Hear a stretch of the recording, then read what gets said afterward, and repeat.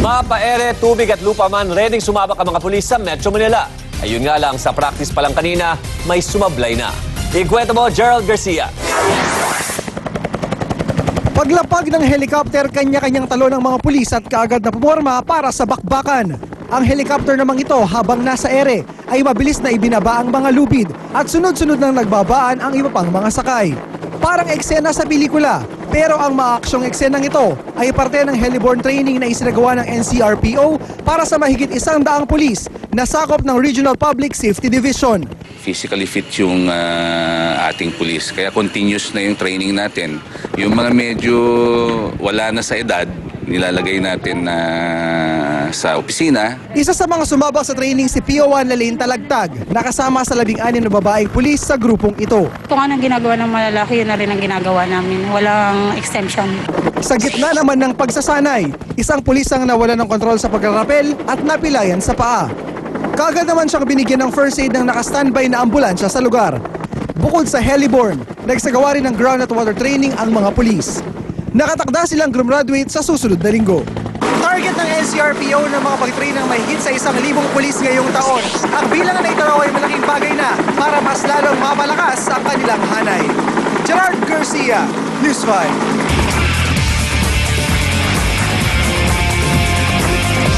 Sa ating aksyon abroad, 1 taong gulang na sanggol inihagis ng kanyang nanay mula sa nasusunog nilang bahay. Birthday at retirement party inihandog para sa isang golden retriever. At FBI nagsagawa ng raid sa maling bahay. Narito po ang report.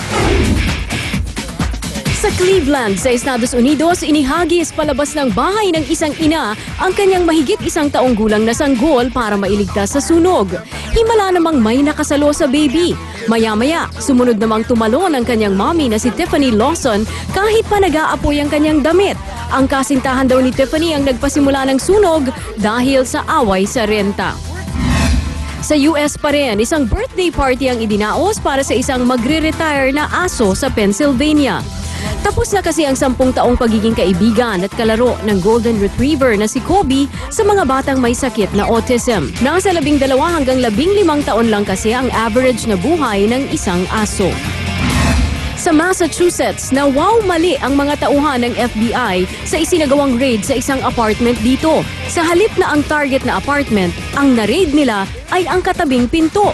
Nagsisigaw tuloy ang may-ari ng bahay pero agad namang humingi ng tawad ang FBI. Nahuli naman nila ang drug suspect na tiyempong naroon naman sa kabilang bahay.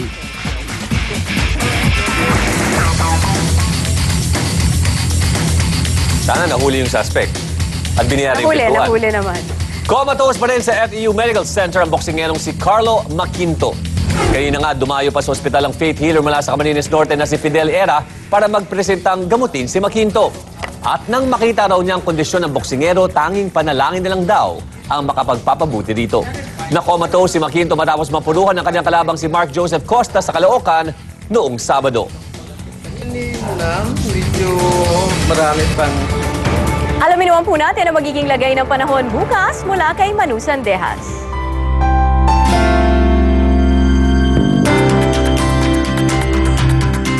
Salamat sa Irene, narito na ang Action Weather. Mga kapatid, nakatambay pa rin sa silangan ng Pilipinas ang cold front kung saan nagsasalubong ang mainit at malamig na hangin. Ito po ang magdudulot ng malakas na ulan bukas sa Bicol at sa ilang isla sa Visayas tulad ng Samar, Masbate at hanggang sa Panay. May ulan ring mararanasan ng iba pang bahagi ng Luzon bukas pero hindi ito gaanong malakas. Maswerte naman ang mga taga Mindanao dahil magandang panahon ang sasalubong sa kanila. At yan ang lagay ng panahon ngayon at bukas mga kapatid mula rito sa News 5 Weather Center. Ako po si Manu Sandejas. Kakapasok lang pong balita, 2 turista at isang Pinoy ang dinukot ng mga armadong grupo sa Tawi-Tawi kanina.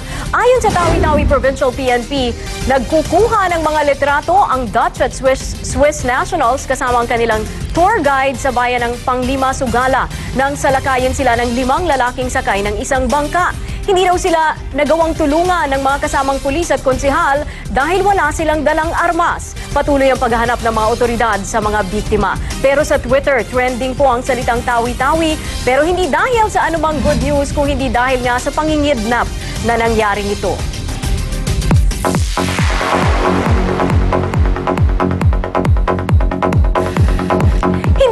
ireresolba ang mga kaso ni Nadia Montenegro laban kay Annabel Rama, muli po itong nagsampa ng bagong asunto laban sa talent manager. Ang kaso, grave oral defamation, grave coercion at attempted murder na isinampa ni Nadia sa Quezon City Regional Trial Court. Nag-ugat ito sa pagwawala ni Annabel noong Lunes sa San Juan Prosecutor's Office kung saan ilang beses siyang nagsisigaw ng mga matatalim na salita. Dahil po dito nangangamba raw si Nadia sa kanyang seguridad. Sa kanyang pahayag naman sa pep.ph, sabi ni Annabel, bakit ko siya papatayin? She's not worth it kahit piso, quote-unquote.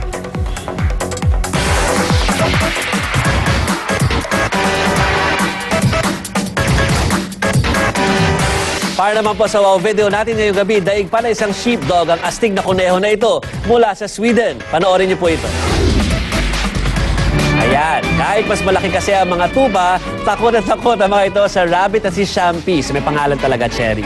Kaya pipitsugin lang para sa kuneho ang papatakbuhin ang mga tupa kung saan niya gustuhin ang mga ito. Mas mabilis si Champis, hinalaban ng netizens, takot ang mga tupa na makagat ng kuneho na yan. Habang ang totoong sheepdog, nakaupo lang at pabanjing-banjing doon sa isang tabi. Tulad niyan. Bukas abangan pa ang maraming kakaiba at very interesting videos dito lang po sa Aksyon Journalismo. Kung gusto niyo pong sumali sa aming diskusyon, i-post lang inyong mensahe sa aming journalismo page sa Facebook. At pwede rin kayo mag-tweet sa aming Twitter account na TV5 Journalismo dito sa mga official na Twitter accounts namin. At bago po tayo magpaalam, paalala lang po, panoorin niyo po bukas ang pilot episode ng Insider, ang pinakabago po naming show. At dyan po natin ipapakita ang storya ng mga matansero. After PS I Love You bukas, 10:15 ng gabi, dito pa rin po sa TV5. Yan po ang mga pinakamaaksyong balita ngayong araw. Dahil ang balita at opinion mo, mahalaga sa amin. Saan man, kailanman, kapatid. Makialam at makibalita dito sa Aksyon Journalismo. Up next na po ang Juicy. Magandang gabi.